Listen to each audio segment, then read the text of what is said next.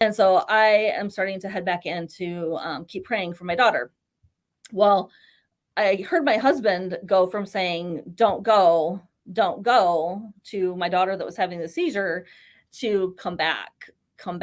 So he knew that she was gone, and her face had turned gray, her lips had turned blue, her eyes had rolled back in her head. We had felt that her spirit had left.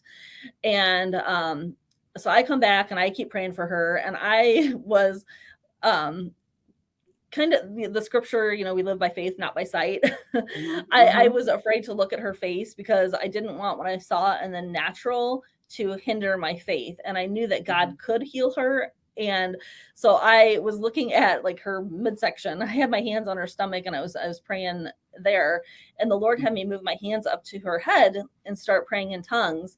And when I did that, she came back. And so she came Mm-hmm. back, she sat up, she was alert, and by the time the paramedics came to our house, she was fine.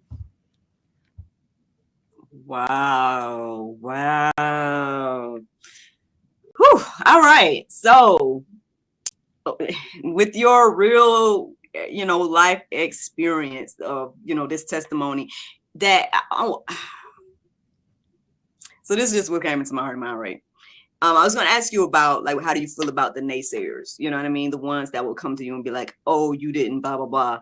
Even though the beautiful thing about a testimony is you can't take away someone's testimony. Like, you'll never forget what happened, in those moments. Like, you know what I mean? So no matter what anybody say, I mean, at the end of the day, you were there, your family was there, and your child is here.